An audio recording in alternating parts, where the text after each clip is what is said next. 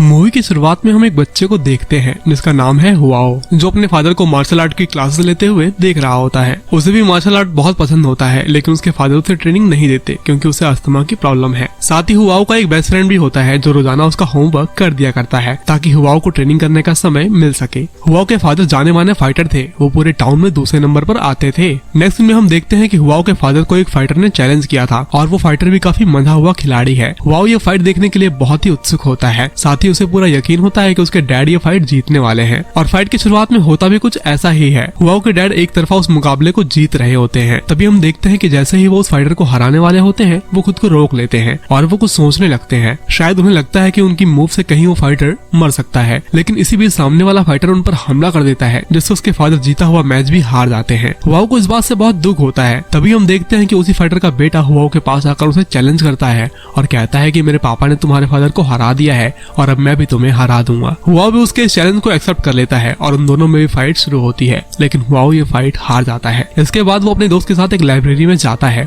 और वहाँ से एक बुक चुरा कर ले आता है जिसमें मार्शल आर्ट की ट्रेनिंग के बारे में लिखा होता है। और हुआओ अब दिन रात एक करके कड़ी ट्रेनिंग करने में लग जाता है और अपनी ट्रेनिंग पूरी करने के बाद वो दोबारा उसी लड़के को फाइट करने के लिए ललकारता है और यहाँ पर वो उसे बुरी तरह से हराने में सफल भी हो जाता है। इसके बाद कहानी कुछ साल आगे बढ़ती है और अब हुआओ बड़ा हो चुका होता है, लेकिन उसके फादर अब गुजर चुके होते हैं। साथ ही उसकी वाइफ की भी डेथ हो चुकी होती है और उसकी एक छोटी सी बेटी भी होती है जिसे हुआओ बहुत लाड प्यार से पाल रहा होता है। अब हुआओ बहुत ही अच्छा फाइटर बन चुका होता है और कोई भी उसके सामने टिक ही नहीं पाता और अब बहुत से लोग उसके फैंस भी बन जाते हैं जो उसे लड़ता हुआ देखकर बहुत खुश होते हैं। लेकिन शोहरत के साथ साथ उसके अंदर गुरूर भी आ चुका होता है और वो अपने फादर के प्रिंसिपल को भी भूल चुका होता है और अक्सर वो इतनी शराब पी लिया करता है कि घर भी नहीं पहुंच पाता और उसकी बेटी घर पर उसका इंतजार ही करती रह जाती है और धीरे धीरे वो अपनी फैमिली को ज्यादा टाइम भी नहीं दे पा रहा था। साथ ही उस पर बहुत ही कर्जा भी चढ़ चुका होता है, लेकिन फिर भी उसे उस दुनिया की कोई परवाह नहीं होती। नेक्स्ट सीन में हम उसके बेस्ट फ्रेंड को देखते हैं जो बहुत ही अमीर आदमी बन चुका होता है और उसका खुद का एक रेस्टोरेंट होता है। हुआओ वहाँ पर भी बहुत ड्रिंक करता है और अपने चाहने वालों को भी वहाँ ड्रिंक करवाता है। तभी हुआओ के बेस्ट फ्रेंड का असिस्टेंट उसे कहता है कि हुआओ पर बहुत कर्जा है और उसे हमारा भी बहुत सारा पैसा चुकाना है। इसके बाद उसका फ्रेंड उसे समझाता है कि आज जो भी तुम्हारे फैंस या फॉलोअर यहाँ आते हैं वो सिर्फ इसलिए यहाँ आते हैं ताकि तुम उन्हें मुफ्त की दारू और खाना देते हो। वो उसे समझाता है कि तुम अपनी इन आदतों को बदलो, लेकिन हुआओ को उसकी बातों का कोई फर्क नहीं पड़ रहा होता। लेकिन अगले ही दिन उसकी मुलाकात होती है उसके बहुत बड़े दुश्मन किंग से, जो खुद भी एक बहुत ही अच्छा फाइटर होता है और वो दोनों बातें करते करते ही एक दूसरे से गुस्सा हो जाते हैं। अब रात में हम देखते हैं कि हुआओ के कुछ साथी उसके एक साथी को जख्मी हालत में लेकर आते हैं और वो उसे बताते हैं कि इसे किंग ने ही मारा है और ये सुनकर हुआओ को भी बहुत गुस्सा आ जाता है। जहाँ किंग अपनी फैमिली के साथ जन्मदिन मना रहा होता है और हुआओ भी वहाँ साथ वाले टेबल पर आकर ड्रिंक करने लगता है, लेकिन किंग उसके पास आकर कहता है कि मैं अभी तुमसे लड़ने के मूड में नहीं हूँ और साथ ही हुआओ का दोस्त भी उसे समझाता है कि ये समय लड़ाई करने का नहीं है। लेकिन हुआओ उल्टा अपने दोस्त पर ही भड़क जाता है और कह देता है कि आज से तुम्हारी और मेरी दोस्ती खत्म और वो गुस्से में किंग को वहीं लड़ने के लिए ललकारता है। ये देखकर वहाँ मौजूद सभी लोग डर जाते हैं और अपनी सेफ्टी के लिए वहाँ से भागने लगते हैं और किंग और हुआओ वहाँ लड़ने लगते हैं। इस बीच हमें उन दोनों के बीच में एक बेहतरीन फाइट सीन देखने को मिलता है और ऐसा लग रहा होता है कि वो दोनों एक दूसरे के जान के दुश्मन हो और हुआओ इस फाइट में बहुत अग्रेसिव लग रहा होता है और आखिर में वो किंग की छाती पर हमला करके उसे जान से खत्म कर देता है। इसके बाद वो अपने घर आकर देखता है कि अब उसकी मॉम भी नहीं रही और उसे कुछ समझ ही नहीं आ रहा होता कि उसकी मॉम के साथ ऐसा कैसे हो गया और उसे लगता है कि हो ना हो किंग के आदमियों ने ही ये हमला किया है और हुआ भी कुछ ऐसा ही था। दरअसल किंग के साथियों ने उसके घर वालों का कत्ल किया था। तभी उसे अपनी बेटी का ख्याल आता है और वो फौरन उसके रूम में उसे मिलने आता है और जैसे ही वो उसे देखता है वो टूट सा आता है क्योंकि किंग के लोगों ने उसकी मासूम सी बच्ची का भी कत्ल कर दिया था।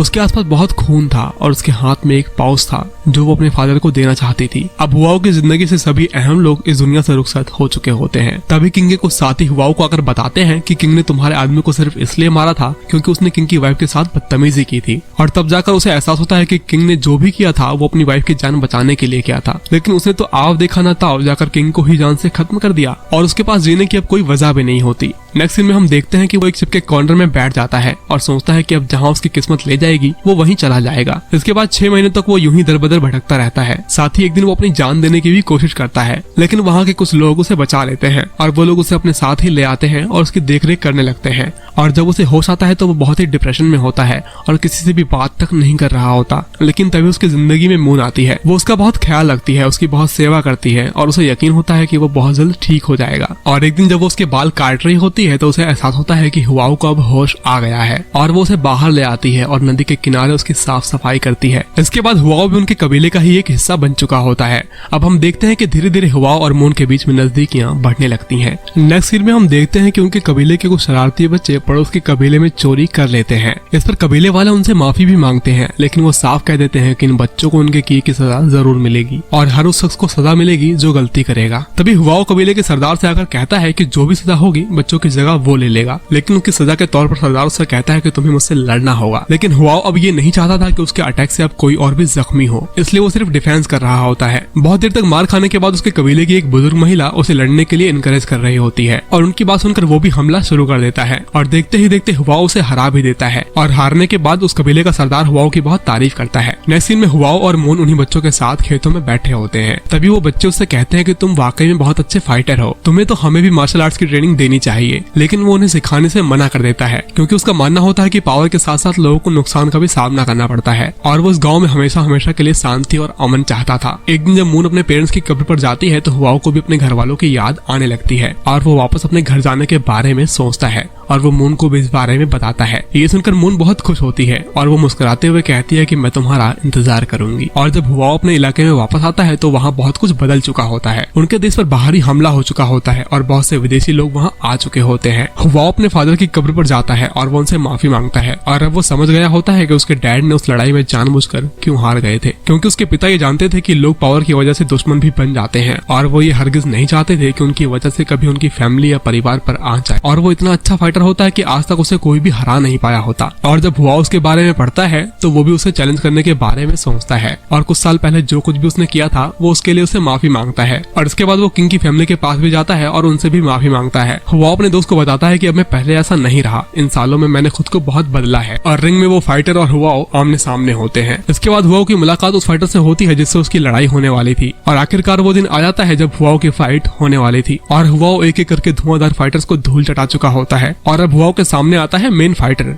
जिसे खास हुआओ को हराने के लिए ही बुलाया गया होता है। वो दोनों अपनी अपनी पसंद के वेपन्स चूज करते हैं और फाइट शुरू कर देते हैं और उन दोनों में ही बहुत जबरदस्त फाइट देखने को मिलती है। तभी लड़ते हुए उन दोनों के वेपन्स बदल जाते हैं और फाइटर हथियार बदलने की वजह से ठीक से लड़ नहीं पा रहा होता। लेकिन इस पर हुआओ उससे कहता है कि अगर तुम चाहो तो तुम अपना वेपन वापस ले सकते हो। और इसके बाद वो दोनों फिर से फाइट करने लगते हैं जहाँ पहला राउंड ड्रॉ हो जाता है और राउंड खत्म होने के बाद वो दोनों रेस्ट करने लगते हैं जहाँ हुआओ चाय पीने लगता है जिसमें मिस्टर मीटर ने जहर मिला दिया था और फाइट के दौरान ही उसे खून की उल्टी होने लगती है। और ये देखकर वो फाइटर कहता है कि हमें ये मैच कुछ देर के लिए रोक देना चाहिए क्योंकि हुआओ की जान खतरे में है। लेकिन कोई भी उसकी बात सुनने को तैयार ही नहीं होता और हुआओ भी समझ चुका होता है कि अब वो नहीं बच पाएगा, इसलिए वो अपनी आखिरी फाइट पूरी करना चाहता था और वो दोबारा फाइट करने लगता है। और मरने से पहले वो फाइटर के चेस्ट पर वैसा ही हमला करने वाला होता है, लेकिन तभी वो खुद को रोक लेता है क्योंकि वो अपनी लाइफ की गलतियों को दोहराना नहीं चाहता था। और ये देखकर वो फाइटर भी समझ जाता है कि हुआओ ने अपना अटैक क्यों रोका है और इसके बाद वो हुआओ को विजेता घोषित कर देता है और हुआओ अपनी दोस्त की बाहों में ही दम तोड़ देता है। मूवी के आखिर में हम हुआओ के स्पिरिट को देखते हैं जो मून के घर के सामने होती है और मून उसे देखकर बहुत खुश हो रही होती है